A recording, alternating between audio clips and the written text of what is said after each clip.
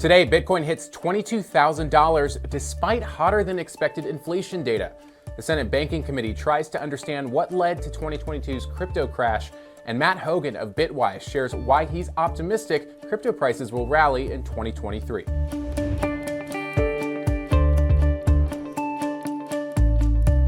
Welcome to CNBC's Crypto World. I'm Jordan Smith. Digital currency prices are on the rise this morning, even after new consumer inflation data, which showed prices jumping more than expected in January. By noon Eastern, Bitcoin sat just above $22,000, Ether traded around $1,500, and Polygon jumped more than 5%, trading at $1.23. All right, let's talk about those top stories. The Senate Banking Committee just held a hearing today on last year's crypto crash. And of course, an area of focus at this hearing was the collapse of FTX. The chairman of the committee, Sherrod Brown, argued that the recent meltdowns showed the need for a comprehensive framework to protect consumers and the financial system. Those testifying at today's hearing included 3 academics and experts in the space, and they too stressed the urgent need for a regulatory framework. Linda Zhang, a former regulator, argued that the failure to enact rules would risk offshoring innovation and putting American businesses, consumers, and the economy at a competitive disadvantage. Another topic explored at the hearing, proof of reserves, with one professor testifying that liabilities need to be fully disclosed. Giving us a snapshot once every 3 months is not going to be enough. These are things that are changing every day. In addition, also, it's not just proof of reserves, it's proof of solvency. Now, one of the things that is emerging in these different exchanges is that many of the balance sheets are made up of these, coins that essentially they are minting themselves, and the valuation there is not clear. In the case of FTX, for example, the FTT token has fallen precipitously in value. The exchange's own tokens, in the case of Binance and others, are constantly volatile. And so making sure that we have not just the disclosure of the reserves, but also making sure that the assets that are being held are liquid and tradable. One of the issues with these assets that are happening here is that the market for trading them is extremely thin. And so the ability for folks to cash out is limited by the fact that the actual exit is much less liquid than a proof of reserve by itself might suggest. Next, on to the latest crypto crackdown. We told you yesterday that New York's top financial regulator is probing stablecoin issuer Paxos after ordering it to halt issuing Binance's stablecoin. And now we're learning rival stablecoin issuer Circle may have tipped off the agency. That's according to Bloomberg, which cited a person familiar with the situation. The news outlet reported yesterday that Circle issued a complaint to the New York Department of Financial Services in the fall of last year that blockchain data showed Binance didn't have enough reserves to back up the BUSD tokens it issued through Paxos. We reached out to Circle today, and in a statement sent to us, a spokesperson said the firm does not comment on communications with regulators, and it went on to say that the regulator does not need a single company to bring to its attention a widely evidenced and reported situation, as blockchains make the information visible and immutable. We also reached out to Binance regarding whether enough reserves are on hand to back up the BUSD tokens issued through Paxos, but as of noon Eastern, we hadn't heard back. Last, the SEC might make it harder for hedge funds and pension funds to work with crypto firms. According to a report from Bloomberg, a top U.S. regulator proposed the rule change, which would make it harder for crypto companies to be designated as qualified custodians, a title which would let them hold client assets for money managers. Hedge funds, pension funds, and some private equity firms are required to use these qualified custodians, meaning if the rule change passes, they could have to move away from their crypto partners. All right, on to our main story. The shifting regulatory landscape has crypto investors on edge, but the headlines out of state and federal regulators has barely put a dent in this year's Bitcoin rally. In fact, I spoke with Matt Hougan, the CIO of Bitwise, to find out why he says crypto could be setting up for its next big upswing. It's been a pretty good year for Bitcoin so far, for crypto in general. Bitcoin's up about 35% so far this year. What's driving that upward momentum? Is it trust coming back, at least for institutions? Yeah, I think there are a couple things driving the momentum. For one, last year was such a terrible year, right? We all know that. We all experienced that. And the market got oversold at the end of the year. You can see retail and professional investors alike tax loss harvesting and just stepping out of the market. So to some extent, it was just the return of normalcy that sparked the run up in January. But there are 2 other things that I think are at work. One, the level of excitement in the crypto developer community right now, I think, is higher than I've seen it in multiple years. People are really excited about the advances we're seeing in fundamental blockchain technology and the collapse of transaction costs and what that could mean. So there are some real animal spirits. And the other thing is, I think people realize that crypto is a cyclical asset. It goes through 3 big up years and 1 pullback year. It's done that since 2011. And I think people are looking at this at the start of a new major crypto bull market. I think it's going to be the biggest crypto bull market yet. We can talk about why.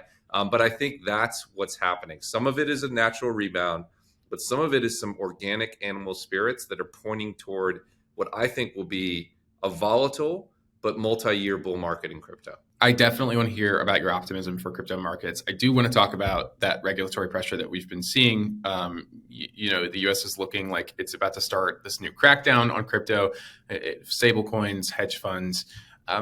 Is this just the market being caught by surprise with this recent drop that we've seen? Or is this something where if the SEC or state regulators really do amp up pressure on the industry long term and maybe over-regulate, that this could be bad news for crypto long term? Yeah, great question. We knew some level of regulatory crackdown was coming, right? You don't have FTX and Celsius and BlockFi and Voyager and Luna happen in a year and not expect some rebound from that from a regulatory perspective.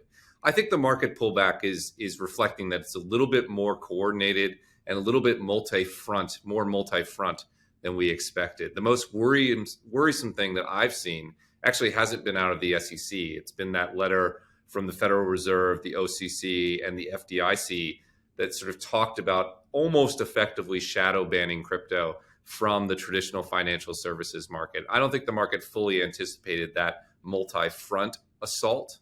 I do think it's too early to throw in the cards. I think there is a relatively balanced approach from Congress on how to think about crypto. I think there are many miles to go in terms of what sort of the regulatory outcome will be. But I think the market's been a little bit caught off guard by how many fronts it's facing in this regulatory perspective, and particularly by that financial services / banking front, which I think was unanticipated and is materially worrying.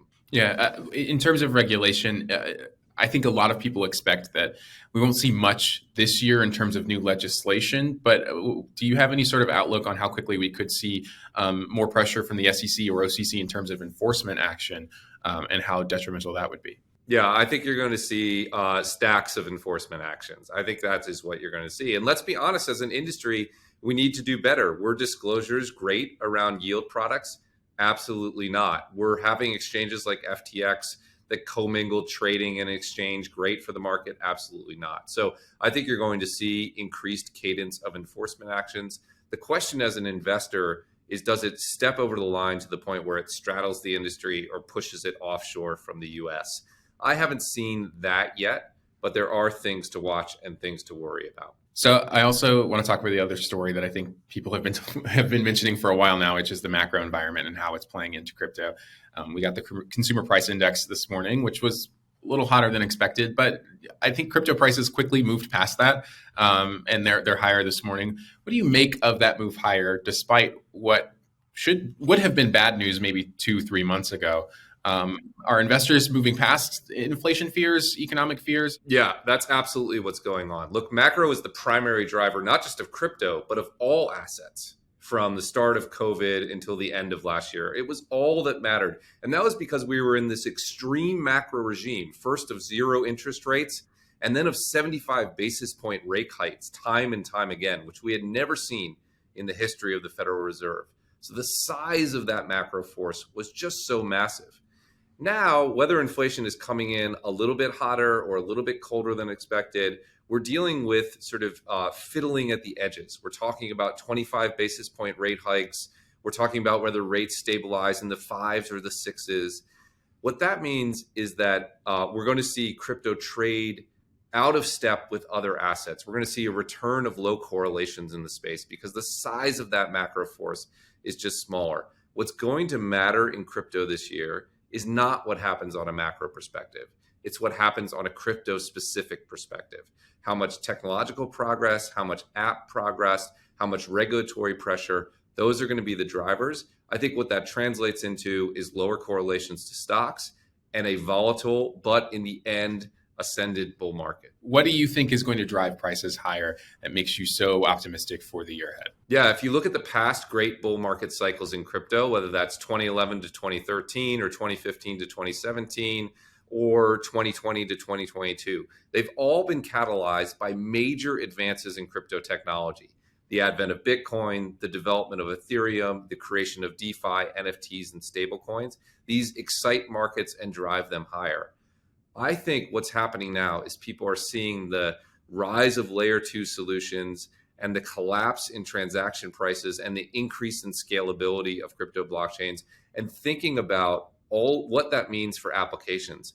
It means we can do things that we've never been able to do before. It means crypto can scale to really go mainstream in a way that it couldn't before. And I think that is going to catalyze this next major bull market in crypto. We're still in the early stages of that, but I think that is a trend that lasts multiple years, and we're just getting started. All right, that's all for Crypto World today, but we'll be back again tomorrow with a whole lot more, and we'll see you then.